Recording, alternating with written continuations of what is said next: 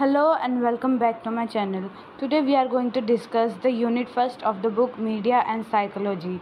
In today's video we are going to discuss the rest topics that I couldn't cover in the previous video. If you haven't watched it yet, please do watch it. Do yourself a favor.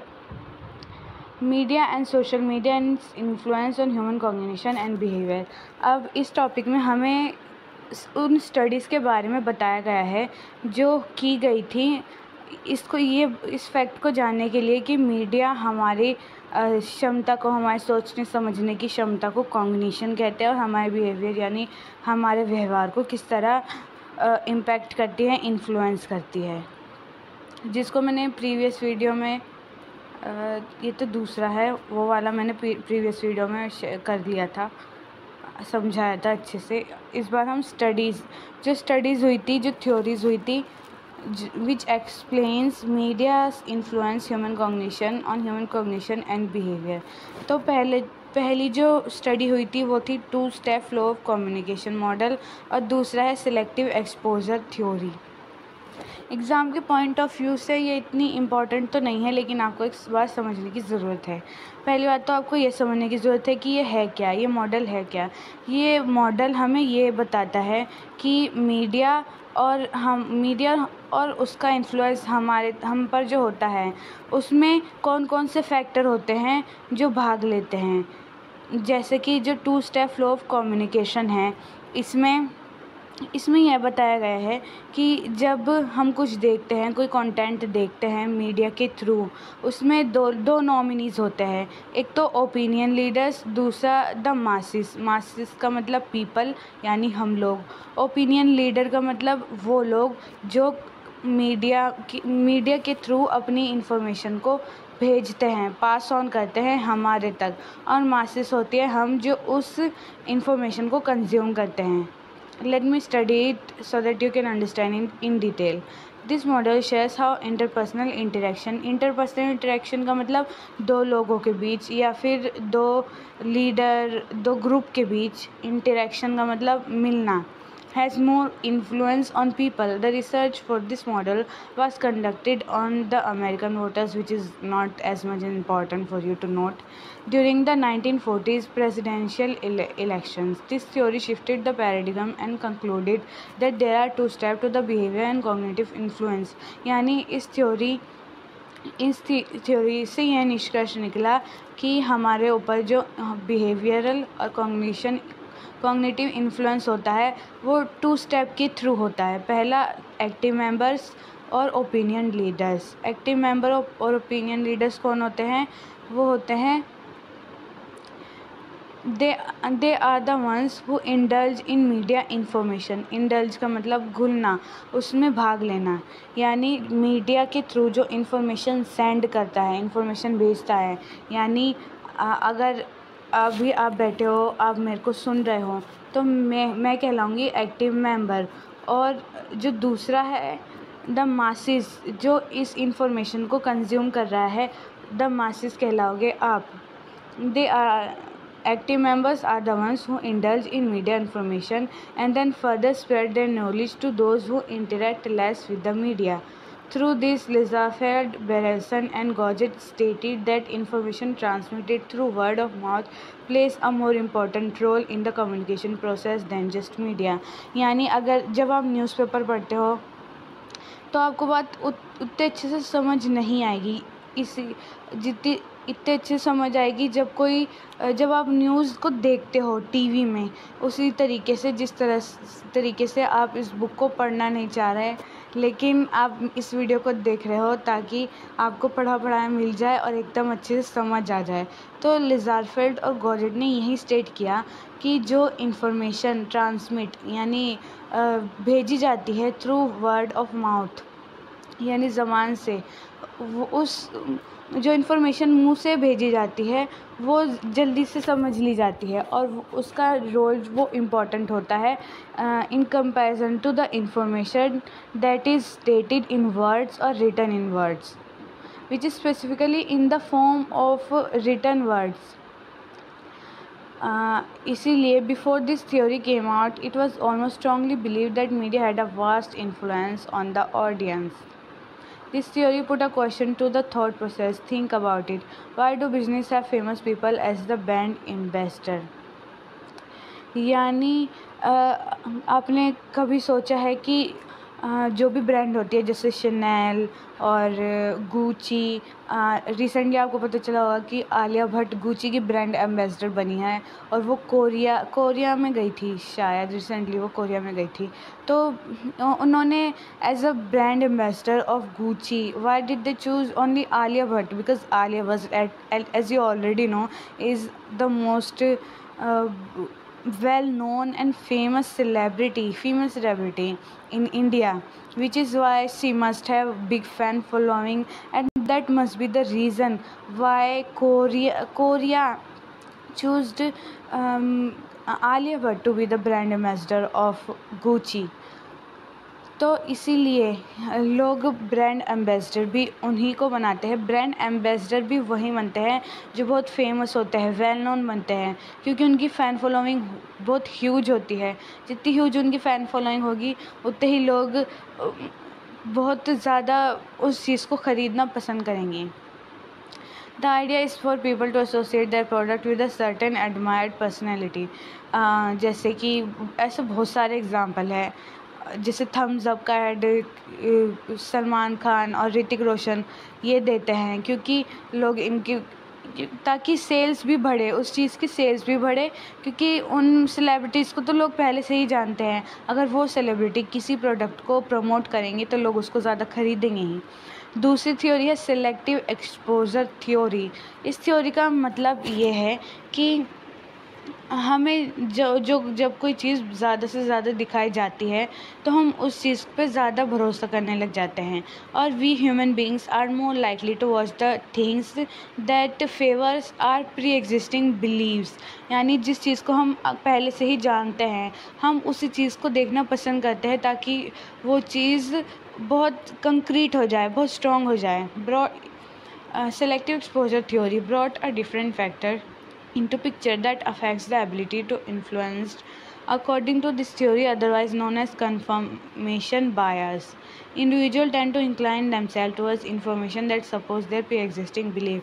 यानी हम लोग को वो चीज़ देखनी अच्छी लगती है जिसको बारे में हम पहले से ही जानते हैं, और जिस चीज़ को हम नहीं जानते उसको हम इग्नोर कर देते हैं। Whereas they ignore information that contradicts those beliefs. For instance, if you believe Hogwarts is real, Hogwarts School of Witchcraft and Wizardry from Harry Potter, यानी जो लोग हैरी पॉटर से बहुत ऑब्सेस्ड हैं उस मूवी से, और वो कहीं ना कहीं उनके दिमाग में वो जो स्कूल है, वो यूनिवर्सिटी है, वो स्कूल है, वो बहुत बैठ गया है। अब वो उस कंटेंट को उन लोगों को देखना पसंद करेंगे जो ये क्लेम करते हैं कि हॉगवर्ट्स सच्ची में मौजूद है, हालांकि ऐसा नहीं है।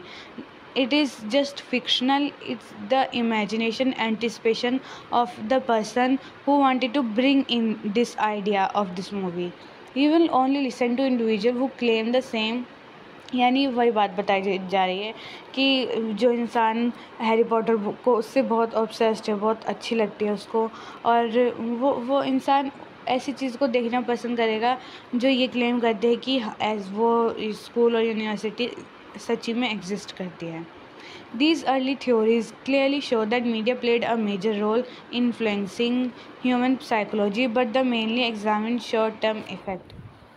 यानी इन थ्योरी से ये बात तो क्लियर हो जाती है, one thing is clarified that media plays a major role in influencing our psychology and cognition and also behaviour along with that. अब जो मेन चीज़ है which might carry 10 marks in your examination, I think 10 or 20 marks is this.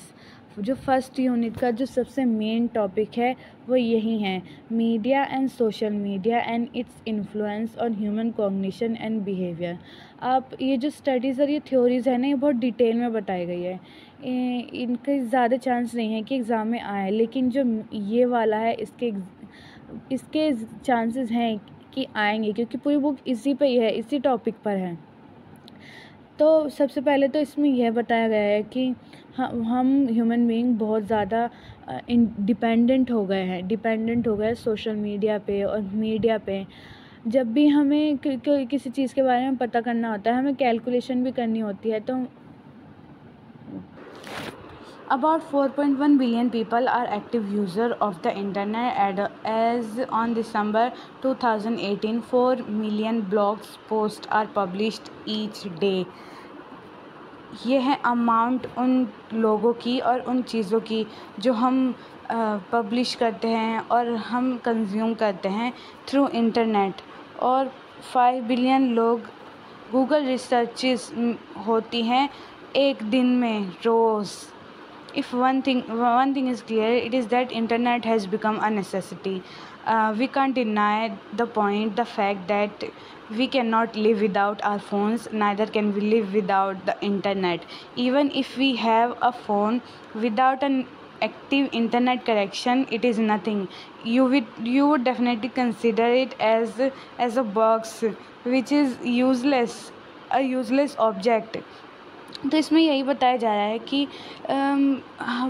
Internet आजकल एक necessity बन गई है, ज़रूरत बन गई है, इसके बिना लोग जी ही नहीं सकते। The smallest of the doubts are clarified by taking help of the same. The doubts people search about range from one's studies to physical mental health to relationship to friendship to work.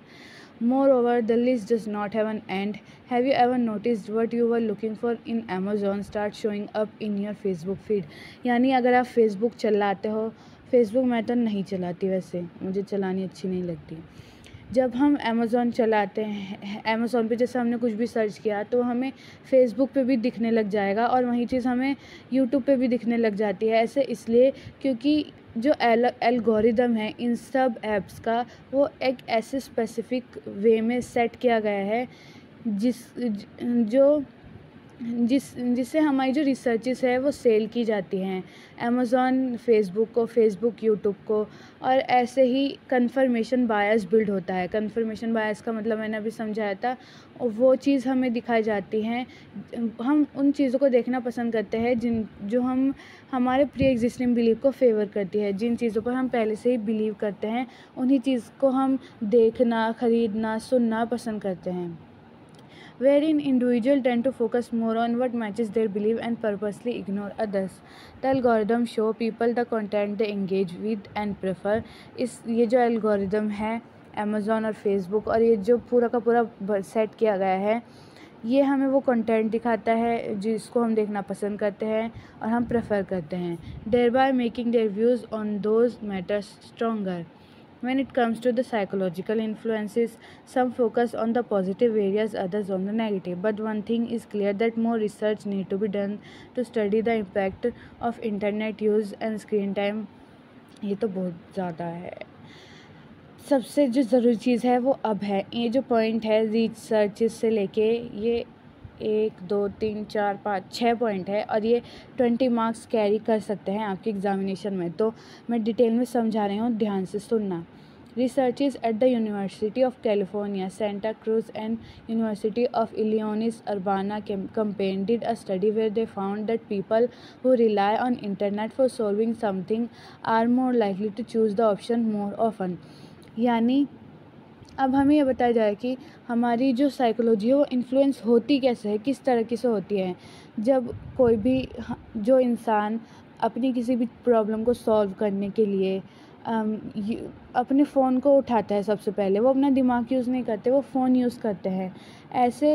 ऐसे लोग ज़्यादा likely होते हैं कि ऐसे लोगों के ज़्यादा चांसेस होते हैं कि वो बहुत ज़्यादा इन्फ्लुएंस हो, बहुत ज़्यादा जो मीडिया हैं उनकी समझने और सोचने की क्षमता को इम्पैक्ट करें। According to the lead author of Benjamin Storm commented, memory is changing. Our researches show that as we use the internet to support and extend our memory, we become more reliant on it. यानी हमारी जो memory है वो change हो रही है। जैसे जैसे हम इंटरनेट को ज़्यादा से ज़्यादा यूज़ करते हैं अपनी मेमोरी को बढ़ाने के लिए। कैसे कि जब हम अब बहुत सारे लोगों का नंबर तो याद नहीं कर सकते, हम क्या करते हैं, उन नंबर को सेव करते हैं फ़ोन में, जो सही बात है, अच्छी बात है। लेकिन अगर हमारा फ़ोन खो जाए तो हम तो एकदम स्पीचलेस रह जाएंगे ना। अगर हमारा फ़ोन खो जाए तो हम किसी का नंबर याद ही नहीं होगा, तो यही बताया जा रहा है कि हम इस फ़ोन की वजह से हम अपनी मेमोरी को यूज़ कर ही नहीं रहे हैं, जबकि हम कर सकते हैं। हम अपने फ़ोन को ही यूज़ कर रहे हैं और जितना हम ऐसा कर रहे हैं उतना हम इस पे रिलाय होते जा रहे हैं और उतना ही हम अपनी मेमोरी को कम यूज़ कर रहे हैं, उससे कम एफ़र्ट दिलवा रहे हैं। Whereas before we might have try to recall something on our own, now we don't bother. हम किसी चीज़ को याद करने के लिए भी अपने दिमाग को नहीं यूज़ करते। हम अपना फ़ोन उठाते हैं और जब भी हमें किसी का कुछ याद करना होता है, जैसे कि मेरी पिछले मंथ आपने क्या किया था, कहाँ गए थे, तो आप फ़ोन उठाते हैं और देख लेते हैं। आप अपनी मेमोरी को यूज़ नहीं करते। तो सबसे पहला इम्पैक्ट तो ये है कि एग्ज़ाम में आपको ऐसे लिखना है कि सबसे पहला इम्पैक्ट जो इन्फ्लुएंस होता है मीडिया का, वो ये है कि हम इस पे ज़्यादा से ज़्यादा रिलाय होते जा रहे हैं। We are becoming more and more reliant on it. How? क्योंकि हम अपनी मेमोरी को यूज़ नहीं करते हैं, हम अपने फ़ोन को, इंटरनेट को ही यूज़ करते हैं। अब सेकंड जो पॉइंट है वो इम्पॉर्टेंट है। सेकंड पॉइंट ये बताता है where everyone puts implicit cognitive process of upward social comparison is also impacted। upward social comparison का मतलब ये है कि हम अपने से ऊंचे, अमीर, सुंदर और हमसे जो अच्छे लोग हों उनको देखते हैं, उनको देखना पसंद करते हैं। हम जब भी इंस्टाग्राम चलाते हैं तो हम सेलिब्रिटी को ज़्यादा देखते हैं rather than those whom we might already know और who we are already engaged with। ऐसा क्यों? क्योंकि हमें देखना अच्छा लगता है और जब हम अपने से अच्छे, अपने से सुंदर, अमीर लोगों को देखते हैं तो हम अपने आप को बहुत छोटा और हमारी जो सेल्फ़ इस्टीम होती है ना, जो आत्मसम्मान, वो कहीं न कहीं डिमिनिश, ये वर्ड यूज़ करना, डिमिनिश का मतलब ख़राब, बर्बाद हो जाती है। तो दूसरी किस वे में मीडिया हमारे कॉग्निशन को इन्फ्लुएंस कर रही है, इसकी वजह से हमारी सेल्फ़ इस्टीम डिमिनिश हो जाती है। कैसे? क्योंकि हम अपने आप को कंटिन्यूअसली, कंसिस्टेंटली कंपेयर करते हैं उन लोगों से जो हमारे से अच्छे स्टेटस पे है, स्टेचर पे है, वैल्यू पे है, जो हमसे ज़्यादा अच्छी चीज़ें हैं जिनके पास। हम हमेशा हर बार अपने आप को उनसे कंपेयर करके अपने आप को बहुत घटिया और छोटा समझते हैं। This could lead to poor self concept. हम अपने बारे में बहुत गलत सोचते हैं, नेगेटिव बॉडी इमेज। हम जो लड़कियां होती हैं वो ज़्यादातर उनकी ideal body image slim waist और लॉन्ग हेयर ये सब होती है। जब वो दूसरी लड़कियों को देखती है तो अपने आप को अपने बारे में नेगेटिवली सोचती हैं। तो इसी वजह से पूरा सेल्फ कॉन्सेप्ट होता है। तो फर्स्ट पॉइंट में आपको लिखना है कि हम मोर एंड मोर रिलायंट होते जा रहे हैं। दूसरे में लिखना है कि इससे हमारी जो सेल्फ़ इस्टीम है वो डिमिनिश होती है, क्योंकि हम अपने आप को कंपेयर करते हैं अच्छे लोगों से सोशल मीडिया पे। अब तीसरा है studies point out the effect of watching television और videos in infants with language delays in later years. Educational television has a positive impact of cognition development. Entertainment television and computer games on the other hand may have a negative impact। यानी ये बताया, अब बच्चों के बारे में बताया गया है, जो इन्फेंट्स बच्चों को कहते हैं। जो बच्चे टीवी और टेलीविज़न ज़्यादा देखते हैं वो आपने देखा होगा कोकोमेलन और बहुत सारी राइम्स वगैरह सिखाई जाती हैं। जहाँ पर मीडिया हमको नेगेटिवली इन्फ्लुएंस करती है, वहाँ पॉजिटिवली भी इन्फ्लुएंस करती है। बच्चे अब इतनी सी उम्र में ही इन सब चीज़ों को बार बार देख के पोएम अच्छे से सीख जाते हैं, ABCD सीख जाते हैं, काउंटिंग सीख जाते हैं। तो इस तरह हमें इन्फ्लुएंस का मतलब नेगेटिव इन्फ्लुएंस ही नहीं, पॉजिटिव इन्फ्लुएंस भी है। तो मीडिया बच्चों में पॉजिटिवली इन्फ्लुएंस कैसे करती है? क्योंकि बच्चे जो इन्फ्लुएंस होते हैं वो राइम्स देखते हैं, काउंटिंग देखते हैं, पोएम्स सुनते हैं, वो सब उनको सुन के याद हो जाती है। और फिर जब वो स्कूल में इनरोल होते हैं तो उन्हें ज़्यादा एफ़र्ट डालने की ज़रूरत नहीं होती। Whereas on the other hand children who tend to watch a lot of cartoons unnecessarily, excessively, and also those children who play a lot of games are likely to have negatively impacted, influenced by this means of media। यानी जो बच्चे games बहुत खेलते हैं वो उनके लिए ये ज़्यादा अच्छा नहीं है, क्योंकि गेम्स अगर ज़्यादा खेलेंगे तो बच्चे अपनी स्टडीज़ पर फोकस नहीं कर पाएंगे। चौथा पॉइंट है, in research published by university international centre for media and public agenda and Salzburg academy on media and global change which was conducted, most students fail to go the full 24. 10 countries concluded that most students fail to go the full 20 hours without media. They admitted themselves that they could not voluntarily keep themselves away from media. यानी इसमें यह बताया जा रहा है कि कुछ student पे रिसर्चेस हुई थी और उस रिसर्च में उन स्टूडेंट को अपने फ़ोन से 24 घंटे के लिए अलग रहने को कहा गया था, और मोस्टली स्टूडेंट इसको करने में फ़ेल हो गए थे, अपने आप को फ़ोन से और मीडिया से दूर रखने में फ़ेल हो गए थे। तो इससे हमें ये पता चलता है कि जो अडल्ट्स हैं, जो यंग अडल्ट्स हैं, वो कितना रिलायंट हो रहे हैं इस पे, कितना डिपेंडेंट हो रहे हैं। Most students fail to go the full 24 hours without media. They admitted themselves. उन्होंने खुद ये स्वीकार किया कि वो अपने आप को वॉलंटरीली, मतलब अपनी इच्छा से वो खुद को दूर नहीं रख सके मीडिया से। The university of Melbourne describe how students admitted to having cravings, anxiety attacks and even depression when forced to keep away from using media. हाँ, ये होता है जब जो लोग बहुत ज़्यादा ही ऑब्सेस्ड हो जाते हैं, बहुत ज़्यादा ही एडिक्टिव हो जाते हैं अपने फ़ोन को, वो थोड़ी सी देर फ़ोन से दूर के हो जाते हैं, उनको एंजाइटी और डिप्रेशन हो जाता है। तो चौथा पॉइंट ये हो गया, आपको ये याद रखना है, ये एग्ज़ाम में आ सकता है। After research done by certain German scientists were found that people who were constantly exposed to viewing other people's images might feel increased amount of envy, jealousy, frustration or even anger.